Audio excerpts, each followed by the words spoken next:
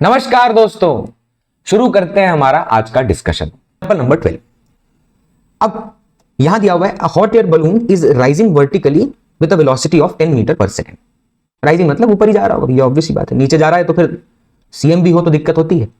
Eight the instant when it is at a height of 80 metre above the ground, a stone is released from the balloon at that moment. उसी moment पर stone को release किया।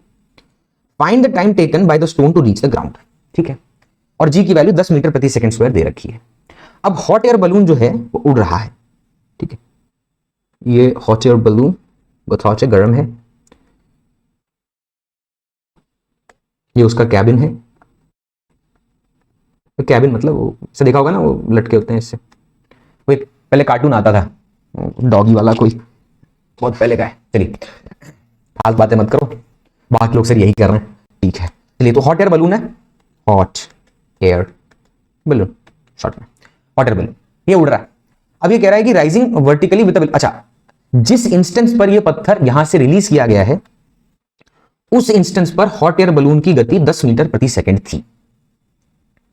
जिस instance पर ये hot air balloon 10 metre per second velocity पे था, उसी इंस्टेंस पर कोई आदमी यहां खड़ा होगा, उसके हाथ में पत्थर रहा होगा, उसने अपना हाथ हटा लिया। अरे सोचो, ये हाथ है मेरा, ये पेन है, देखो ना मैं इसको छोड़ रहा हूं, मैं सिर्फ हाथ हटा ले रहा हूं। देखना, छोड़ना मतलब मैं सिर्फ फेंक नहीं रहा हूं उसको, मैं सिर्फ अपना हाथ हटा ले रहा हूं। अगर ये स्टैटिक कंडीशन में है, रेस्ट पर है, और मैं अपना हाथ हटा लूं तो पेन कहां जाएगा? नीचे। लेकिन अगर मान लीजिए आपका हाथ ऊपर जा रहा था और इस इंस्टेंस पर आपने हाथ हटा लिया, तो क्या पेन नीचे जाएगा या ऊपर जाएगा? तो भैया ऊपर जाएगा। इसलिए याद करिए, मैंने कहा था रिलीज का मतलब इनिशियल वेलोसिटी 0 नहीं होता, सिर्फ और सिर्फ वही नहीं होता, कंडीशनल था। अगर इनिशियली द सरफेस जिस पर ये मोशन, ये पेन अगर मान लीजिए जिस जगह रखा है, अगर ये हाथ पहले से रेस्ट पर होता और मैं हाथ हटा लेता, कोई जर्क नहीं देता, तो ये इनिशियल वेलोसिटी 0 से नीचे की तरफ चला जाता। लेकिन अगर मैं अपना हाथ ऊपर लेके जा रहा था और अचानक से मैंने हाथ हटा लिया, इस पेन से मेरा मन भर चुका और मैंने जैसे ही हटा लिया, तो ये पेन एक गति लेकर ऊपर की तरफ जाएगा और फिर पलटी मारकर नीचे आकर गिर पड़ेगा, जमीन दोष हो जाएगा। बताइएगा शब्द सही बोला है या नहीं? Because I want to learn. अब हॉट एयर बलून में 10 मीटर प्रति सेकंड पे जब ये अपना जो हॉट एयर बलून ऊपर की तरफ जा रहा है और बंदे ने हाथ मतलब उसको रिलीज कर दिया, तो सबसे पहले मन में ना ऐसे क्वेश्चन में एक पॉइंट आता है, जो मतलब इस तरह के सवालों में जो सबसे पहले दिमाग में एक चीज जो जाती है वो ये कि रिलीज बोलते ही दिमाग 0 पे जाने लगता है। मैं कह रहा हूं मत जाने दो रिलीज शब्द को, इसलिए मैंने पहले इसका डिस्कशन किया कि रिलीज शब्द को अगर आपने 0 वेलोसिटी से लिंक कर दिया तो आप लिख के ले लीजिए, आप हर जगह पे 0 वेलोसिटी लिखकर क्वेश्चन की लंका लगा देंगे, जो कि यहां लगती। तो अब रिलीज का मतलब है इनिशियल वेलोसिटी नॉन जीरो होना, because you are releasing that stone. मैंने पहले भी कहा था रिलीज का मतलब क्या है? Just stop holding it, stop holding. आपने वही किया, बट वो ड्रॉप नहीं हुआ, वो क्या हुआ? थ्रो हुआ ऊपर की तरफ। क्यों? क्योंकि it was released from a moving frame. तो यानी जैसे ही ये बंदा अपना हाथ हटा लेगा, ये जो स्टोन है इसको एक अपर डायरेक्शन में 10 मीटर प्रति सेकंड की स्पीड मिल जाएगी। और ये हॉट एयर बलून कितना एलिवेशन पे है वो बताया गया है, एक मिनट रुकिएगा। At a height of 80 metre, यानी ये जो एलिवेशन है यहां से 80 मीटर का है फ्रॉम द ग्राउंड, 80 मीटर है ग्राउंड से। तो अब स्टोन 10 मीटर पर सेकंड से ऊपर की तरफ जा रहा है भैया, तो 10 मीटर पर सेकंड से ऊपर की तरफ जाने का मतलब क्या है? कुछ देर तक ऊपर जाता रहेगा, जैसी वेलोसिटी 0 हुई, पलटा, मन भर गया, अब नीचे की दुनिया देखने का मन, वापस आया और दोबारा आकर यहां टिक गया। ये उसका मोशन है और मुझे टाइम निकालना है। तो मैं या तो ये करूंगा कि भाई जब तक ये ऊपर ट्रैवल किया तब तक टाइम t1 लगा, जब ये नीचे आना शुरू हुआ टाइम t2 लगा, टोटल टाइम है t1 प्लस t2। एक तो तरीका ये है। बट जब मैंने s is equal to ut plus half at square equation को सीखा था तो मैं जानता था कि s का मतलब डिस्प्लेसमेंट है। मुझे कोई शक नहीं इस बात में कि s का मतलब डिस्प्लेसमेंट है।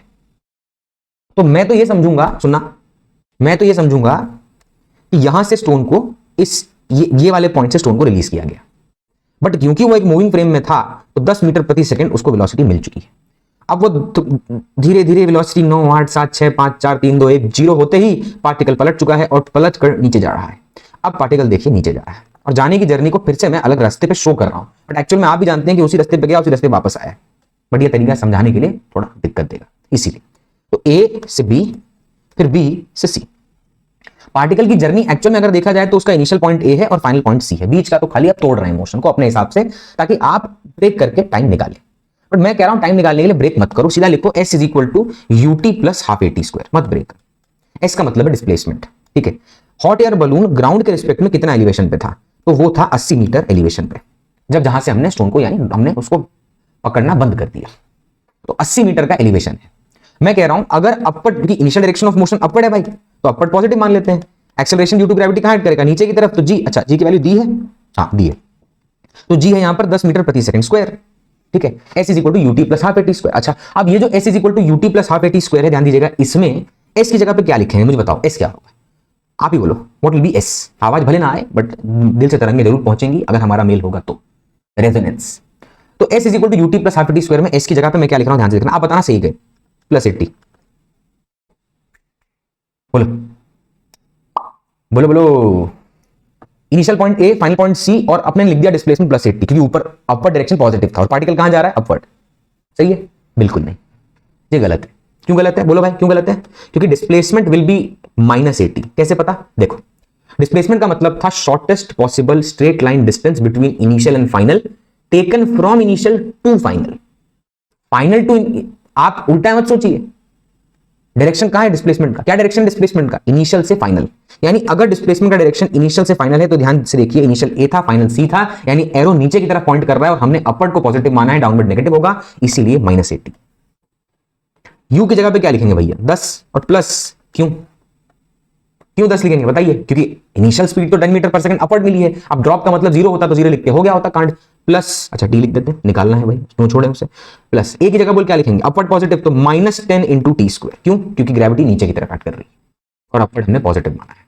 तो -80 is equal to 10 T minus 5 T square.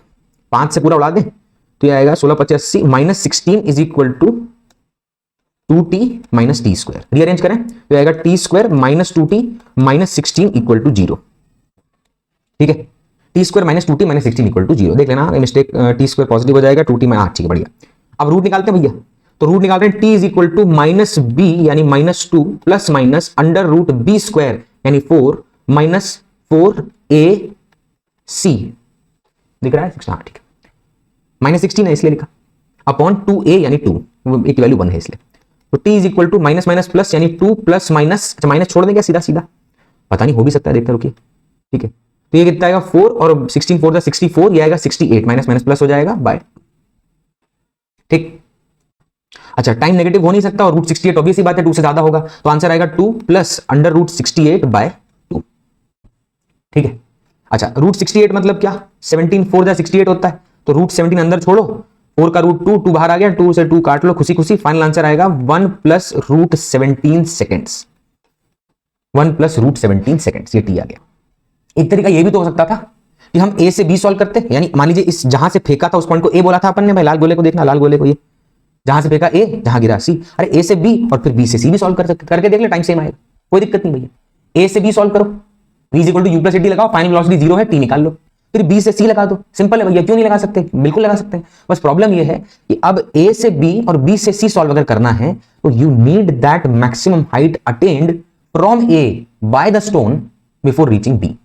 मुझे ये वाला डिस्टेंस भी निकालना पड़ेगा, ये डिस्टेंस भी निकालना पड़ेगा, और ये डिस्टेंस निकाल के ही फिर मैं ये पूरा डिस्टेंस यूज करके क्वेश्चन को सॉल्व कर सकता हूं, अगर बी से सी का टाइम निकालना है by using this formula. But मुझे एक्स चाहिए ना भैया, अरे टोटल टी भी निकालना है, टोटल अगर टी भी निकालना है तो मुझे कैपिटल एच चाहिए, मैक्सिमम हाइट चाहिए, मतलब वो पूरा डिस्टेंस चाहिए, तो ड्रॉप करने के बाद कवर किया है, मैक्सिमम हाइट नहीं बोल रहे उसको, वो तो वहां बोलेंगे, एच कह रहे हैं, height from where the particle is dropped, वो चाहिए ना, तो वो एक स्टेप बढ़ जाता है। इसलिए मैंने सीधा क्या सोचा, यार S is equal to UT plus half AT square होता है, सिंपल, और मुझे पता है इसका मतलब डिस्प्लेसमेंट है जो कि फाइनल इनिशियल पॉइंट के बीच में बनता है, खत्म बात। ठीक है, बट एक्स्ट्रा डिस्कशन इसलिए किया ताकि और भी चीजें पता चले। चलिए example number 13, hot air balloon, फिर से ज्यादा हॉट है, गर्मी खत्म ही नहीं हो रही बाबूजी की। Hot air balloon starts ascending from ground with a uniform upward acceleration of 5 metre प्रति सेकंड स्क्वायर। ठीक है, यानी इस बार जो हमारा हॉट एयर बलून है उसको हमने जस्ट गर्म किया है और गर्म होकर वो ग्राउंड से ही चलना शुरू कर रहा है।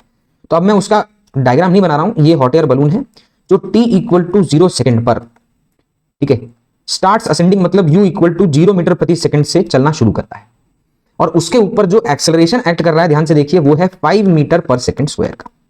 अब आपके मन में एक सवाल आएगा कि सर ये जो हॉट एयर बलून है, आपने इससे पहले वाला जो क्वेश्चन करवाया उसमें तो आपने acceleration due to gravity 10 minus क्यों था कन्वेंशन के बेसिस पर, बट यहां 10 उसकी वैल्यू आपने लिख दी, और ये आपने मोशन और ग्रेविटी का क्वेश्चन बोला और यहां पर एक्सेलरेशन 10 लिख दिया, तब तो आपने कुछ ज्यादा सोचा नहीं। लेकिन यहां पर एक्सेलरेशन की वैल्यू 5 है, ट्रैवल ये ग्रेविटी में कर रहा है, कौन, पत्थर, लेकिन एक्सेलरेशन की वैल्यू 5 है, तो ये तो गलत नहीं हो गया। आपने बोला था आर्टिफिशियली जनरेटेड नहीं है भैया, वो तो वहां होता था, यहां थोड़ी।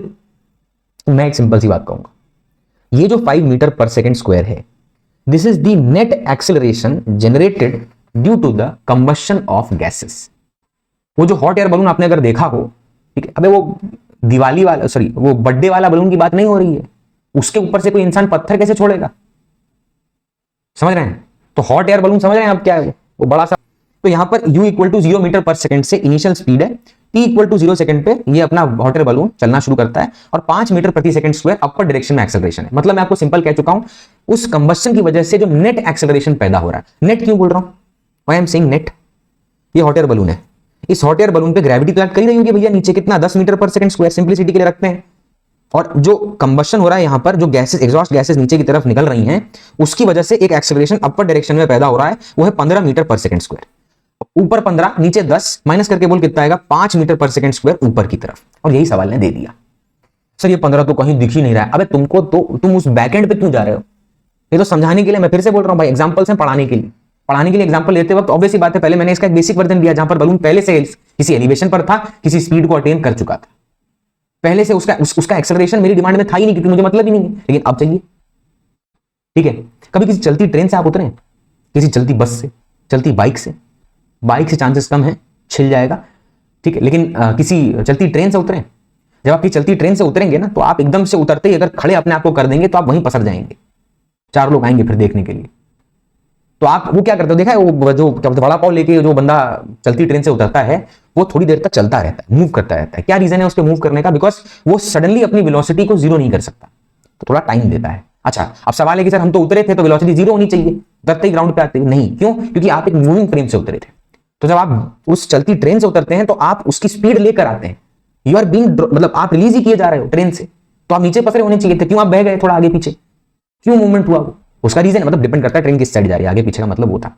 तो आप उस केस में जब ट्रेन के पास इनिशियल स्पीड है तो आपकी भी स्पीड है, अब आप जैसी जमीन पे आए तो जमीन रुकी है, तो आप थोड़ा चल रहे हो, तो आप थोड़ा टाइम ज्यादा देते हो अपने आप को रोकने का, तो कोई दिक्कत नहीं है, झटके से रोकने की कोशिश करोगे, गए। तो अब यहाँ जैसे वो बॉल को कैच किया जाता है, नहीं पीछे लेके जाते हैं हाथ, ऐसी वाली बात है, बट ठीक है चलिए उतना डीप नहीं जाते। तो यहाँ जो हॉट एयर बलून है ये 15 metre per second square gas combustion से ऊपर की तरफ दे रहा होगा, और ग्रेविटी 10 नीचे एक्ट कर रही है, तो नेट है 5 का। यानी हॉट एयर बलून को अगर मैं एक पार्टिकल मान लूं तो वो ऊपर की तरफ 5 मीटर पर सेकंड स्क्वायर से ग्राउंड से चलना t = 0 पर शुरू करता है। और जब वो आगे बढ़ते हैं, after 4 second a stone is release from the balloon, यानी 4 सेकंड बाद। तो क्या बलून 4 सेकंड बाद यही होगा या कहीं और पहुंच चुका होगा? तो ऑब्वियसली 4 सेकंड में उसने कुछ एलिवेशन पा लिया होगा ग्राउंड से, और उसकी कुछ वेलोसिटी भी हो चुकी होगी। अब वो नॉन जीरो नहीं है, दैट इज नॉन जीरो। क्यों? क्योंकि ऑब्वियसली बात है, इट इज अंडर एक्सेलरेशन और 4 सेकंड तक एक्सेलरेट किया, ठीक। इफ g इज 10 मीटर प्रति second square, determine the time taken by the stone to reach the ground, यानी जो स्टोन ने टाइम लिया ग्राउंड पर पहुंचने का वो चाहिए। सवाल वही है जो इससे पहले किया, लेकिन उसमें एक स्टेप और बढ़ा दिया, मुश्किल और बढ़ा दी, भैया पहले बलून को भी चलाओ। ठीक है, चलाते हैं, सुनिएगा ध्यान से। तो सबसे पहले ये है हमारा ग्राउंड है, यहां से हॉट एयर बलून ने चलना शुरू किया 5 मीटर प्रति सेकंड स्क्वायर, t = 0 से second, u = 0 metre per second से। तो पहले कौन चला? बलून।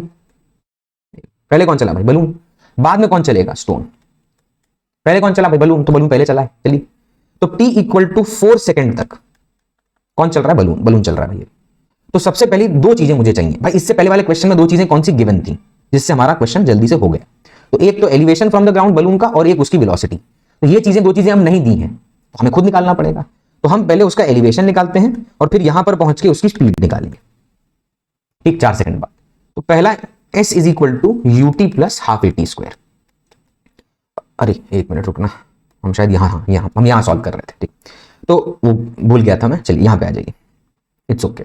चलिए, तो अब 0 मीटर पर सेकंड से, तो मैंने क्या किया, सबसे पहले मैं इक्वेशन यहां लगाऊंगा, और मैं अभी किसका सॉल्व कर रहा हूं? मोशन बलून का। मैं अभी सिर्फ बलून की बात करूंगा। बलून से डिटैच होकर जो मोशन अंडर ग्रेविटी स्टोन ने परफॉर्म करना शुरू कर दिया है, उसकी चिंता अभी हमका नहीं है। तो पहला हम इक्वेशन लगाएंगे, s = ut + ½ at², और initial velocity of the balloon is 0, time है 4 सेकंड, 1/2। a की जगह पर क्या लिखिएगा? तो सर कन्वेंशन ऊपर की तरफ मान लीजिए पॉजिटिव। और आप ध्यान दीजिए, अभी आप किसके लिए सॉल्व कर रहे हैं? बलून के लिए। तो बलून के जो फ्रेम है, बलून का जो मोशन है, स्टोन अभी उसी के साथ है, तो उसको अलग मत सोचिए, स्टोन का भी काम हो ही रहा है। तो यहां पर बलून जो है वो 4 सेकंड पर, यहां क्या लिखूंगा? +5। क्यों +5 समझ रहे हैं आप? क्योंकि अपवर्ड को हमने पॉजिटिव माना है, और यहां लिखा 4 का स्क्वायर। ठीक, 16/80/2 40 मीटर एलिवेशन पर पहुंच चुका होगा। 40 मीटर एलिवेशन पर बलून ग्राउंड से पहुंच चुका है। कितनी वेलोसिटी उसकी हो चुकी होगी हॉट एयर बलून की? तो v is equal to U plus 80। u की वैल्यू 0, एक्सेलरेशन +5 इंटू टाइम 4, यानी 20 metre per second velocity attain कर चुका है और 40 मीटर के एलिवेशन पे अपना जो स्टोन है, सॉरी एक ही बात है बट स्टोन नहीं बोलना चाहता मैं, बलून है वो पहुंच चुका है। अब जैसे ही 40 मीटर एलिवेशन पर 20 मीटर प्रति सेकंड से बलून चल रहा है, उसमें खड़े बंदे ने उस स्टोन के नीचे से अपना हाथ सरका लिया। लेकिन क्या यह स्टोन रिलीज्ड है? Yes obviously. बट क्या ये रिलीज ड्रॉप है या थ्रो? ड्रॉप या थ्रो? ड्रॉप या थ्रो? बोल भाई। तो it is thrown. Why? Because initially at t equal to 4 second the balloon is moving, the frame was already moving and that from that moving frame you are releasing an object which is equivalent to thrown. तो अब यहां से जब इस stone को फेंका जाएगा तो यहां से देखिए स्टोन को फेंक दिया गया है। थोड़ा इधर बनाता हूं, ये स्टोन है, उसको यहां से कितना 20 मीटर पर सेकंड स्पीड मिल चुकी है क्योंकि आपने हाथ हटा लिया। लेकिन आपका हाथ देखिए ना, देखिए यहां रखा, हाथ हटा लो तो कहां जाएगा? नीचे। बट हाथ अगर ऊपर जा रहा है हटा लो तो क्या देगा? समझ आया क्या हुआ? मूविंग से छोड़ दिया, ए ए ए ए समझ आया? तो जब 20 मीटर पर सेकंड से बलून मूव कर रहा था, यानी स्टोन भी मूव कर रहा था और हाथ हटा लिया गया, तो stone has taken that initial velocity 20 metre per second in the upward direction, but now it is moving under gravity, क्योंकि अब वो उस फ्रेम से डिटैच हो चुका है। अब वो किस फ्रेम में मूव कर रहा है? तो भैया खाली ग्रेविटी के अंदर मूव कर रहा है और उस पर एक्सेलरेशन नीचे की तरफ g 10 metre per second square का लग रहा है। एक मिनट देख लें, वैल्यू यही है। हाँ ठीक है। तो अब इसके बाद ट्रैवल कैसे होगा? पहले भाई साहब कुछ ऊपर तक जाएंगे जितना हो पाए, जैसे वेलोसिटी 0 होगी पलट के नीचे टपक करके यहां पे पसर जाएंगे। और हमें टाइम चाहिए कहां से कहां तक का? ए से बी तक का। बीच में सी आएगा, आपकी मर्जी, यूज करो ना करो, बट मैं हिंट दे चुका हूं ना करो। ठीक है। और ये कितना एलिवेशन है भाई? ये कितना एलिवेशन है? ये तो 40 मीटर्स का है। तो अब स्टोन ग्रेविटी में आ चुका है, उसके लिए फिर से कन्वेंशन मानते हैं, तो upper direction is taken as positive and let's solve for the stone. लिखेंगे s is equal to ut plus half at square. s is equal to ut plus half at square. ठीक है, कुछ करिएगा। s की जगह पे क्या लिखिएगा भाई? -40। का है -40 लिखा जाएगा? क्या इसमें दिक्कत है बताइए, बोलिए क्या -40 है? बोलिएगा। ठीक है, क्यों -40? अरे जहां से तुमने फेंका है वो ऊपर गया, फिर पलट के नीचे आएगा। तो तुम्हारा इनिशियल पॉइंट ऊपर है, फाइनल पॉइंट नीचे है, upper direction positive, but displacement is drawn from initial to final, और वो नीचे की तरफ है तो वो नेगेटिव -40। और इनिशियल स्पीड कितनी है भैया? +20 इंटू टी प्लस हाफ। बोलो भैया ए की जगह क्या लिखिएगा? ए टू ए क्या लिखेंगे? बोलो यहां क्या लिखेंगे? यहां लिखेंगे -10 इंटू टी स्क्वायर। क्यों -10? Because we have taken the upper direction as positive, downward will be taken as negative, and the gravity always acts in the downward direction, vertically downward direction. तो -10, ठीक है। तो -40 is equal to 20t minus 5t square. 5 को अगर divide कर दिया जाए तो -8 4t माइनस टी स्क्वायर। काट दिए, अरेंज करें। T square -4t -8 equal to 0। ये हमारी क्वाड्रेटिक इक्वेशन है। चलिए इसको रूट सॉल्व कर लेते हैं आगे बढ़ के। इक्वेशन था टी स्क्वायर, एक minute, T square -4t -8, T square -4t -8 equal to 0। t is equal to -4 plus minus under root B square यानी 16 -4ac डिवाइडेड बाय 2। तो माइनस माइनस प्लस, और वो माइनस वाला पार्ट छोड़ देते हैं because time can not be negative. 4 8 32, 16 आएगा 48 bye 2। ठीक, और इसको हम लिख सकते हैं 16 3 16 3 48, तो रूट 3 अंदर रहने दो, 16 का रूट लेंगे आ जाएगा 4 बाहर आ गया बाय 2। फाइनल आंसर आएगा 2 + 2 √3 सेकेंड्स। ये टोटल टाइम आ गया। अब फिर से वही बात है भाई, आप चाहो तो उसको तोड़ लो। आप पहले यहां से सिर्फ यहां से यहां तक का सॉल्व कर लो, ये सॉल्व कर लो, और उसके बाद आप ये सॉल्व कर लो, आपकी मर्जी है। मैं कह रहा हूं लेकिन जब हमने इतनी मेहनत से इक्वेशन को ग्राफिकली और कैलकुलस वे में डिराइव कर ही रखा है, जहां पे एस का मतलब डिस्प्लेसमेंट ही होता है, तो हम तो फालतू में ऐसे काम करें। जैसे